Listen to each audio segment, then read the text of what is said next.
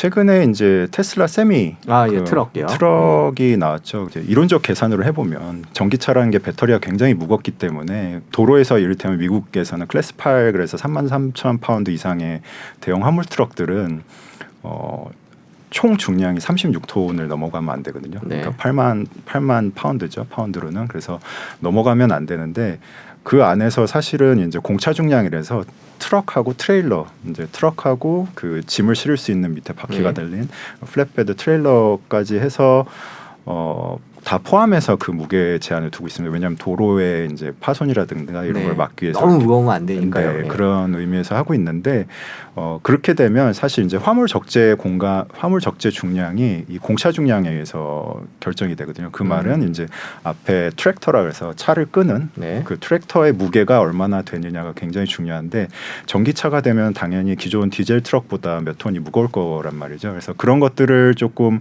깔끔하게 이제 해소해주진 않았습니다. 실제 공차 중량을 보여주지 않았고, 그다음에 가격 이슈. 그러니까 배터리가 지금 예상으로는 기존의 그 테슬라 이제 장거리 모델 버전들이 100kWh 정도 되는데 이거의 10배 가까이 되는 거거든요. 900에서 1000kWh 가까이 될 걸로 보이는데 그런 약간 의구심들을 조금 이제 총 중량 배터리 가격이 그렇다면 비례해서 늘어날 테니 기존에 약속했던 가격대 못 맞추지 않겠냐 이런 좀 궁금증들을 좀 많이 남겨놨어요. 다만 이제 몇 년 동안 계속 비판 받던 거는 그러니까 전기차가 당연히 무거울 테니까 화물 적재 중량이 안 나올 거고 그만큼 퍼포먼스가 안 나올 거다. 그래서 미국 같은 경우에는 800km를 주행하고 이제 8시간을 주행하고 30분을 이제 그 화물 트럭 운전자가 쉬게 이제 규정이 돼 있는데 사실 8시간 가까이 주행을 못 할 거다. 결국에는 800km 이렇게 가지 못할 거다. 그래서 비판이 많았었는데 이번 그 인도 이제 펩시의 인도식을 하면서 800km를 가는 전기 트럭을 보여줬죠. 그래서 실제 주행 영상을 보여주면서 그걸 입증했기 때문에 그러면은 가능성이 충분히 있는 건가? 이제 가격이나 뭐 화물 적재 중량은 아직 정확히 파악이 안 되더라도 적어도 풀 적재한 8만 파운드의 그 차량이 800km를 갈 수 있구나 이걸 보여주면서 사실 이거는 그 화물 물류의 혁신을 선도할 수 있는 그런 내용이거든요. 왜냐하면은 이제 그 인도 행사에서도 보여줬지만 미국의 사실 그 이런 대형 트럭의 비중이 1% 정도밖에 안 되는데 탄소 배출은 거의 20% 전체 20%를 하고 있고 뭐 미세먼지는 30% 이상을 담당하고 있기 때문에 화물 물류를 전기화한다는 거는 환경에 굉장히 도움이 되는 거거든요. 그 자체로도 의미가 크네요. 저희가 일단 설명 중간에 트럭이 어떻게 생겼는지 저희가 이제 보여드리면서 얘기를 하면 좋을 것 같아요. 저희가 준비해 놓은 사진들이 있는데요. 이제 저 가운데 있는 게 이제 이번에 나온 그 트럭이죠. 그리고 다른 사진들도 쭉 보여줬으면 좋겠어요. 그래서 뭐 사실 3-4개밖에 없는 라인업에 대형 트럭이 이제 추가가 된 걸로 보실 수가 있겠고요.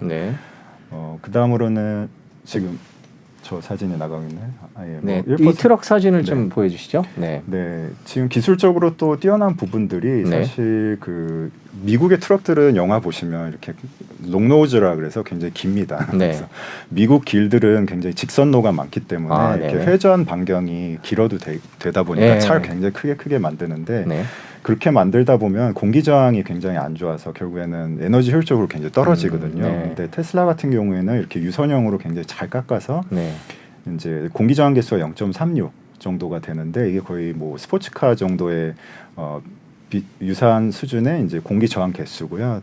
다른 그 화물 트럭하고 비교했을 때는 보통 롱노즈 같은 경우 한 0.5, 0.7 정도 공기 저항 개수를 갖고 있고 유럽형 같은 경우에 이제 네모 반듯합니다. 유럽은 이제 차를 좁은 도로로 다녀야 되다 보니까 유럽은 길이 좁죠. 그래서 차가 이렇게 짧고 이제 완전 네모 박스처럼 생겼는데 그런 경우에는 0.9 정도 되다 보니까 공기 저항 개수가 훨씬 뛰어난 거죠. 그래서 전기로 구동하더라도 저런 뛰어난 공기 저항 개수를 갖고 있기 때문에 훨씬 멀리 갈 수가 있는 거고요. 그러면 저 트럭 같은 경우에는 배터리가 지금 저 짐칸 밑에 그러니까 앞에서부터 밑에까지 밑에 쫙 깔려 있는 거죠. 밑에 깔려 있다고 보시면 되겠고요. 그리고 이제 기술적으로 뛰어났던 부분들이 이제 구동 모터가 원래는 이제 4개 한다고 했다가 3개로 줄인 걸로 봅니다. 저희가 구동 모터 화면도 있는 것 같았는데요.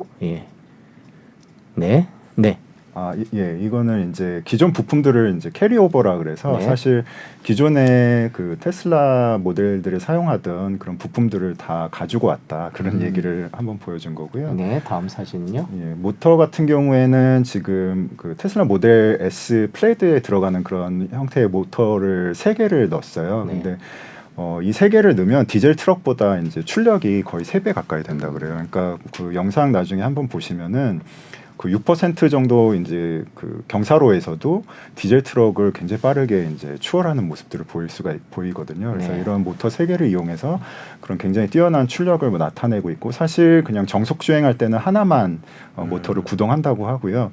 이제 속도를 올리거나 가속을 할 때 나머지 2개의 모터가 굉장히 자연스럽게 클러치를 통해서 이제 그 개입 충격 없이 아주 자연스럽게 가속을 할 수 있도록 그렇게 설계가 돼 있다고 하고요.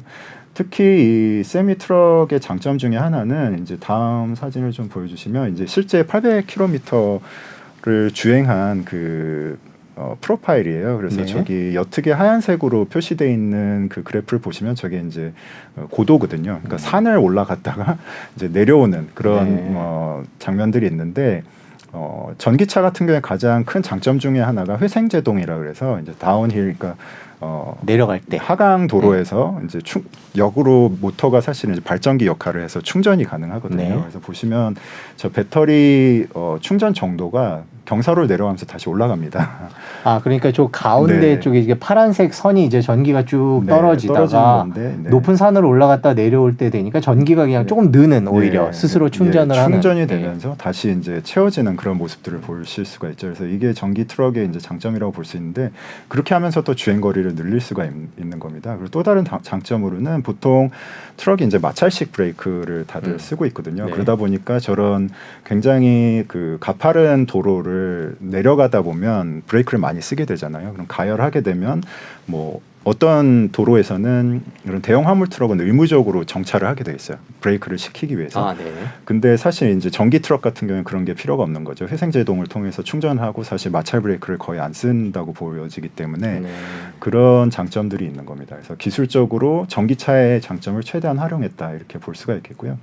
그리고 이렇게 800km씩 가는 기존 자동차의 거의 10배가 넘는 이런 배터리 용량을 충전을 하려면 네. 아까 말씀드렸듯이 이제 8시간 가고 30분 쉴 때 충전을 해야 되는데 30분 쉴 때 얼만큼이 충전되느냐 네, 또 아까부터 여쭤보고 싶었어요. 예, 네. 그래서 30분 동안에 사실 800km를 넘어가는 걸로 지금 분석들이 되고 있는데 30분 충전하면 70%까지 충전이 된다 그래요. 굉장히 빠른 속도죠. 그래서 거의 600km를 훨씬 넘게 또 충전 30분 쉬는 동안에 충전을 하면 갈 수 있는 그런 상황이 되는데요. 그러려면 이제 충전 속도가 관건이잖아요.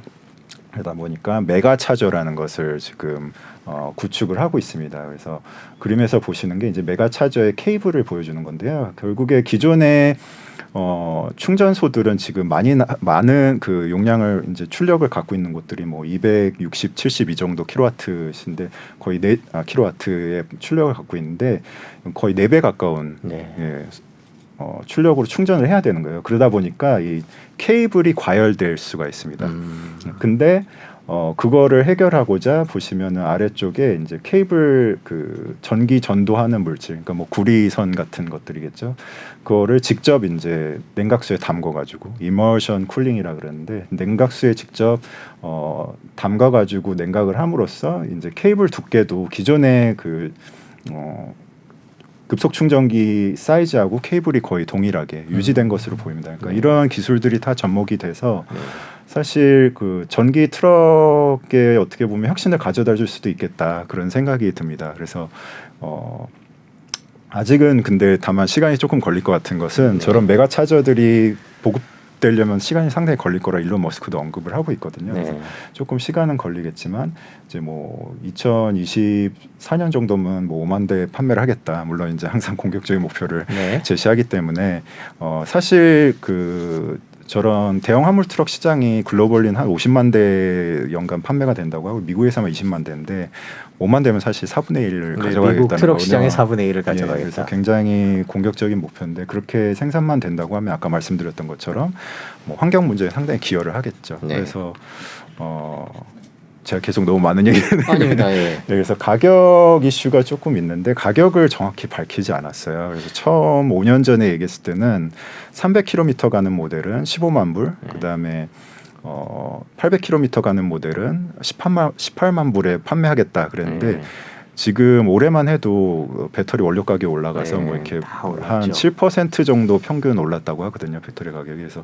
그때 가격에 맞출 수 있겠는가 그런 좀 의구심도 있고, 그리고 워낙 이제 배터리가 많이 들어가다 보니까 18만 불은 훌쩍 넘을 거다, 이렇게 뭐 20만 불, 25만 불 뭐 이렇게 넘어갈 거다, 이렇게 얘기를 좀 하고 있고요. 그런 면에서 그러면 약속된 가격에 판매를 못하면 그 말하자면 펩시 같은 소비자 입장에서는 이게 손해 아니냐, 이렇게 좀 보고 있는데, 저희 환경에 기여하는 부분이 워낙 많다 보니까 캘리포니아 주정부 같은 데서는 이제 거의 뭐 200억 가까운 지원금을 줬다고 해요. 그래서 그런 것들로 초기에는 아무래도 상세를 좀 할 것 같아요. 그리고 지금 IRA법을 통해서 이제 화물 트럭 같은 경우에 4만 불 정도 대당 또 보조금 지원이 있기 때문에 그런 가격 격차를 극복할 수 있을 걸로 보이고, 또 이제 테슬라의 주장에 따르면 이제 유가가 워낙 또 올랐기 때문에 전기료하고의 차이를 봤을 때 에너지 소모하는 거에 비해서 이제 에너지 비용이 워낙 적게 들다 보니까 뭐 3년간 운용을 하면 20만 불 정도를 절약할 수 있다. 그러니까 그런 것들 다 합치면 이제 운용 면에서는 궁극적으로 이제 생애 주기로 봤을 때는 디젤 트럭 운영하는 것보다는 저렴하지 않겠느냐. 그러니까 다만 지금은 상당 부분 초기엔 보조금에 좀 의존하고 있는 걸로 보이고요.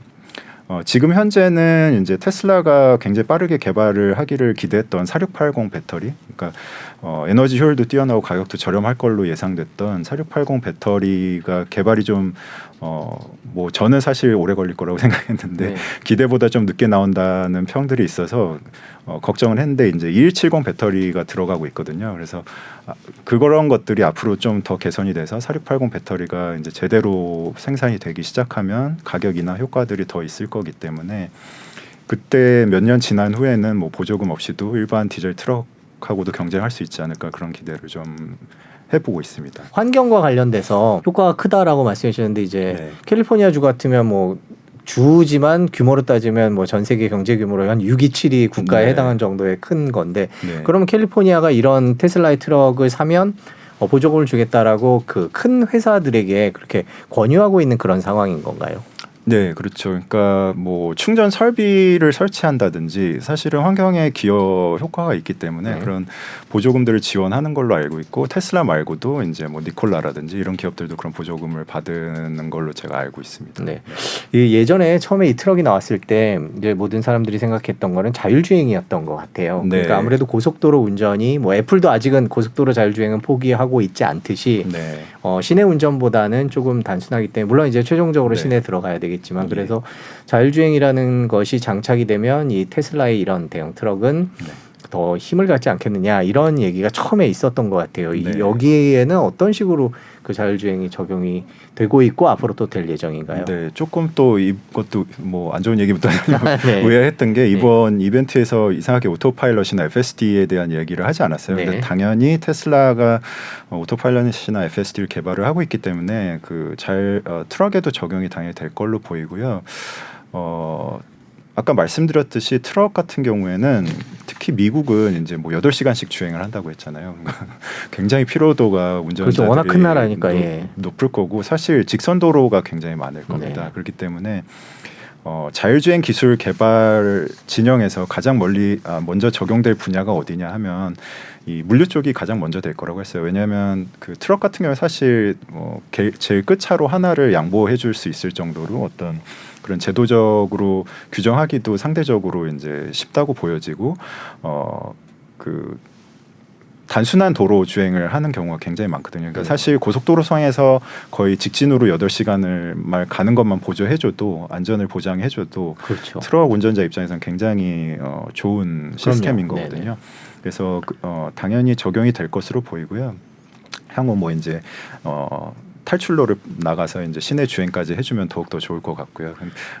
지금 기술로도 고속도로 주행은 큰 문제가 없을 것 같기도 한데요. 맞습니다. 지금도 뭐 저희 일반 차량에서도 이미 레벨 2 많이들 사용해 보셔서 뭐 직선로 중단은 잘 쓰고 계시잖아요. 근데 그럼에도 불구하고 뭐 예측하지 못한 상황에 대한 뭐 대응이라든가 그다음에 뭐 도로를 따라서 이제 내비게이션에 따라서 간다든가 이런 기능들이 부과가 된다면 아마 다른 트럭들보다는 훨씬 차별화될 것으로 생각이 되고 한 단계 더 발전해서 그 다음으로는 아마 그 군집주행이라고 하는 그 부분이 있는데 네. 트럭을 기차 배열처럼 한 두세 대를 연이어 붙이는 거죠. 그렇게 되면 사실 실제로 운전하는 차량은 최선두에 있는 차량만이 운전을 하고 뒤에 차량은 이제 럭킹이 돼가지고 네. 선두 차량을 추종하기만 하면 되는 그런 기술들이 굉장히 기대를 하고 있어요. 그래서 그렇게 되면 뭐 이게 뭐 그 지금 미국이나 우리나라도 트럭 운전 기사분들을 모시기가 굉장히 어렵거든요. 네네. 그러니까 인력난이 굉장히 많은 분야이기 때문에 그렇게 좀 대응을 할 수 있지 않을까 하는 기대감도 굉장히 큽니다. 아 그거는 앞에 한 대가 가면 나머지들이 쫓아서 가는 거군요. 네. 그러니까 앞에만 운전을 해주면 되는 맞습니다. 거군요. 그리고 심지어는 이제 간격을 굉장히 좁게 해주면 공기 역학적으로 또 굉장히 네. 우수해져서 연료를 뭐 10에서 15%까지 또 절감할 수 있다고 하거든요. 네. 그래서 이런 기술에 대해서도 뭐 한다면 테슬라가 제일 먼저 하지 않을까 하는 네. 기대감이 좀 있습니다. 그런데 이번 발표에서는 안 나왔죠. 이번 발표에서는 예, 네, 보여주지 다 않아서 안 나왔네요. 좀, 네. 이게 가격이 어떻게 될지 아직 이번에 발표를 안 했다고 말씀을 해주시긴 했는데 네. 이런 것들이 이제 본격적으로 팔리기 시작하면 네. 테슬라 실적에 얼마나 도움이 될까요? 어, 뭐 아직은 당장 올해 내년에 큰 네. 도움이 되지는 않을 것 같기도 한데요. 그렇죠. 지금 초기 사실 그 어떻게 보면 새로운 유형의 그 차종을 내놓은 것이고 뭐 기존의 테슬라가 초기 사업 시기에도 캘리포니아 같은 경우에는 지입 입법에 따라서 보조금을 상당 부분 좀 의존을 하면서 성장을 했잖아요. 그러니까 트럭 분야도 그런 어떤 초기에는 어쩔 수 없이 보조금에 의존해서 이제 수익 보완을 할 것 같고 사실 그거를 받아내는 것도 저는 굉장한 실력이라고 생각했는데 많이 만들어서 어떻게 보면 보조금을 받아서 트럭을 더 개선할 수 있는 재원으로 활용할 수 있다면 그게 좋은 트랙이라고 생각이 들거든요. 그래서 그런 형태로 좀 발전을 할 것 같고 사실 배터리도 100kWh가 들어가고 네. 대당 판매 가격이 뭐 2억이 넘어간다고 하면 매출에 당연히 기여가 될 것으로 보이고요. 네. 뭐 장기적으로는 당연히 수익 개선이 일어나지 않을까 생각이 되면 좋은 사업으로도 자리를 잡을 수 있을 것 같습니다. 네. 저희가 지금 뭐 대본과 상관없이 계속 질문을 아, 주고받고 있는데 궁금한 게 그 아까 말씀해주신 게 그 1%의 그 네. 트럭들이 네. 내는 그 예를 들면 환경 오염과 관련된 배출되는 양이 뭐 전체 20% 30% 네, 네. 이런 얘기를 해주셨는데 네. 그렇다면 미국 정치권에서도 이런 전기 트럭에 대한 지원이나 네. 그런 게 절실할 것 같다는 생각도 들거든요. 네, 그런 네. 분위기는 어떻게 또 테슬라에 도움이 될 수 있을까요?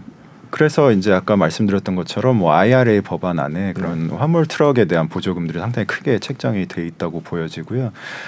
다른 사실 국가들에서도 관심이 굉장히 많을 것 같습니다. 특히나 뭐 유럽 같은 지역에서는 네. 환경에 대한 관심이 워낙 크기 때문에 지금 전기차로 트럭을 대응할 수만 있다면 수요가 어느 정도 많이 올라올 거라고 기대들을 하고 있었거든요. 왜냐하면 저희가 기존의 시각은 승용차는 이미 그 수소와 배터리 전기차에 관해 경쟁이 끝났다. 어떻게 보면 승용차 부문에서는 배터리 전기차가 훨씬 인프라 깔기도 좋고 뭐 성능도 우수한 것들을 보여줬기 때문에 그렇게 했었고 약간 더 커지면 시스템이 더 커지면 사실 대형화될수록 수소 시스템이 조금 더 컴팩트하다고 다들 이제 기대를 했었는데 테슬라에서 사실상 어떻게 보면 장거리 가는 차량을 먼저 내놓는 바람에 시각을 상당히 바꿔줄 수 있겠다. 그럼 다른 업계들도 테슬라처럼 뭐 차를 유선용으로 만들고 뭐 배터리 효율을 높이고 하면 전기 트럭으로 대응이 가능하지 않을까 생각하면 이제 기존의 트럭 업체들이 굉장히